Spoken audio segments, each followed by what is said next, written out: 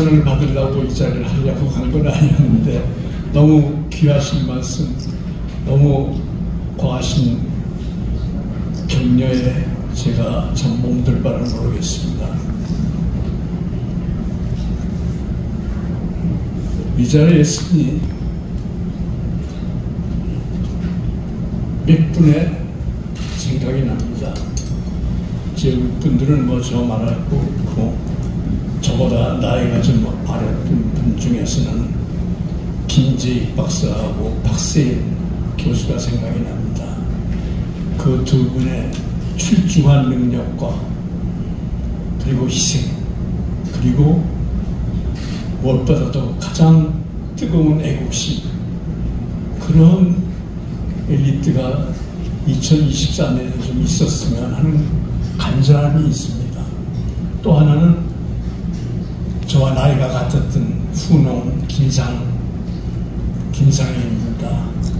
그런 마당발이 지금 있었으면 한국 정치가 조금은 달라지지 않았을까 하는 생각을 합니다. 그러나 다 지나간 얘기입니다. 우리 그 어려우신 걸음해 주신 김성수 대주교님께 거듭 축도해 주신 데 대해서 감사드립니다. 그리고 방기문 총장님이나 우리 정대철 회장님이나 그냥 지나가는 축사가 아니라 선수 준비를 해오신, 아주 많은 준비를 해오신 데라고 고생을 하신 그 흔적을 보고 저로서는 정말 감격했습니다.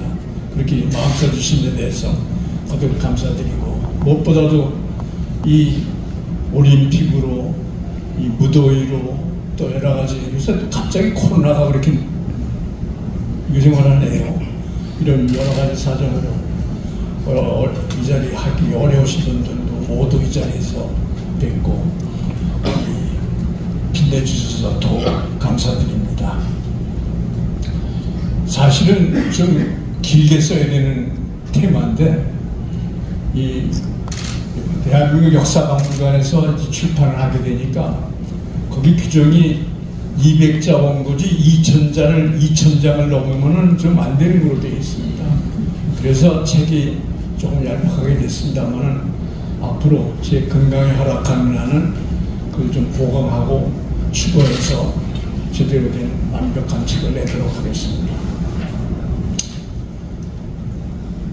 평생 많은 글을 썼습니다. 거의 전부 쓴소리들이었습니다. 제 쓴소리를 읽어주신 여러 독자들에게 감사합니다. 비판은 저널리스트 지성의 숙명이었습니다. 대한민국에 대한, 내 조국에 대한 내 나름의 지극함에서 나온 쓴소리였습니다. 지금까지 쓴소리 중에서 알려지지 않은 한마디 하겠습니다. 1963년 12월 박정희 국가재건 최고회의 체제에서 이른바 민정으로 넘어가는 첫 대통령 선거날, 동아일보는 박정희가 남로당원이었고 반국가 범죄자라고 하는, 아마도 내 기억이 확실하다면은, 불행하게도 지금 이 자리에 있는 동아일보 후배들이 많은데 다 아마 63년 이후에 들어섰지. 여기는 몇 년도 64년인가? 예, 63년입니다. 63년? 예. 기억해요? 못 들은. 그때요? 네. 아주 주먹만한 활자로 남로당 당원이었고 반국가 범죄자라고 하는 신문 보도를 했습니다. 저는 그때 정경부 소속 5년차 경제기자였습니다. 정치 안 했습니다. 저는 그때 정경부장에게 항의를 했습니다. 이것은 신문일기의 올바입니다. 선거 당일 이런 폭로기사는 언론 정도에 맞지 않는다. 당시 최고회의 출입기자였던 이만석 기자가 옆에서 유심히 들었습니다. 나중에 국회의장까지 된 이만섭 씨가 늘 저에게 각별하게 대했던 이유를 아마 이것이었을 것입니다. 66년 코리안의 부동, 85년, 90년간의 김준 칼럼 등은 아직도 이를 기억하고 문장까지 외우며 다가오는 난 모르는 독자들을 요사이도 만나게 되는데 저널리스트로서의 보람과 향수를 잊지 못합니다. 그러나 제 쓴소리 때문에 상처받은 분들도 많았을 것입니다. 널리 관용을 구합니다.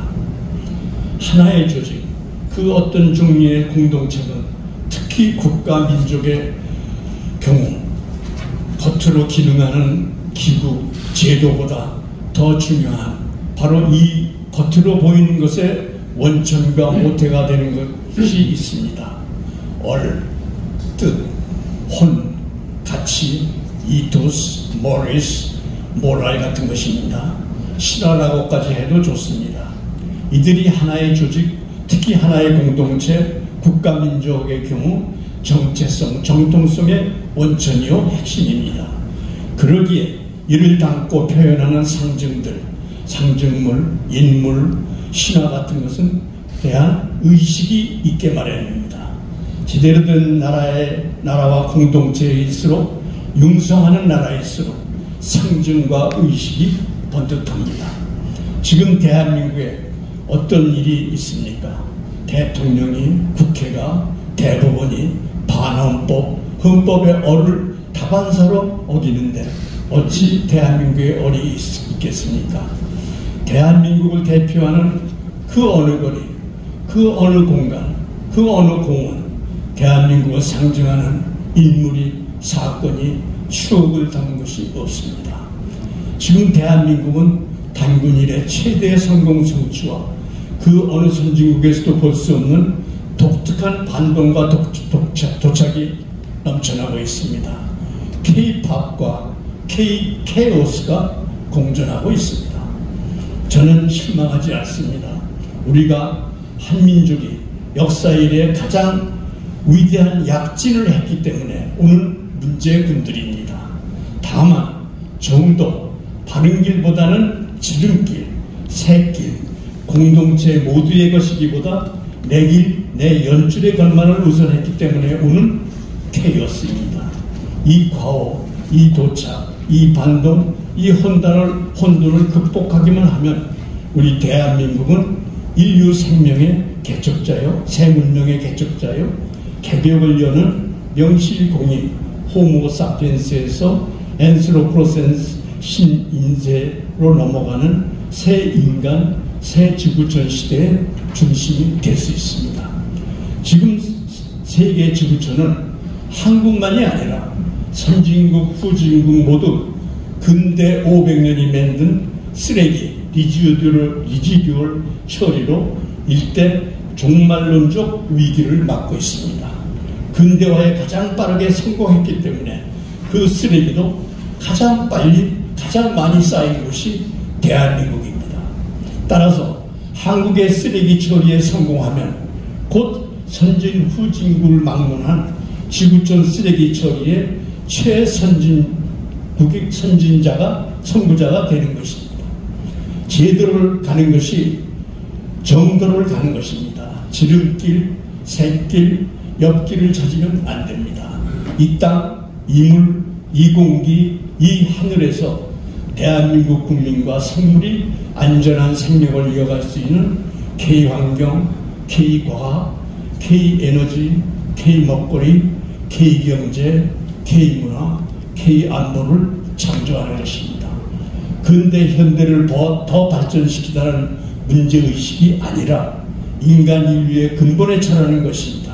그것은 단군의 홍익인간이나 대한민국 건국정신과 같은 열, 혼, 가치를 재창조하여 새 인간시대, 인간과 인조인간이 공존하는 새 시대, 어느 나라도 선구자가 없는 미래 지구촌 새문명 창조의 도전에 가장 앞서는 것입니다. 이 땅에서 태어난 우리 모두는 단군 이래 한인 대한민국 국민에게 가장 큰 보람된 과업이 맡겨져 있습니다. 아까 김재정 교수는 저에게 악담을 하고 가셨는데 그러나 지금 사회를 보는 우리 앵커. 지금 70대니까. 그리고 주성재 교수 같은 5, 60대들은 오늘 이 자리에 우리들의 모습을 기억할 수 있을 것입니다.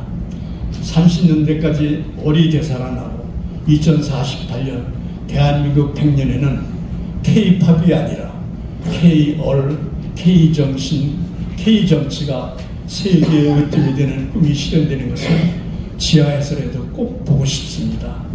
오늘 이 자리에 오신 여러분, 무슨 말을 더해야 감사를 제 본심을 다 표현할 수 있겠습니까? 너무너무 감사합니다.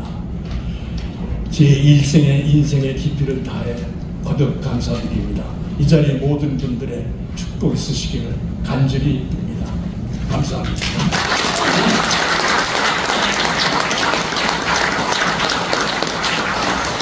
김 원장님 감사합니다.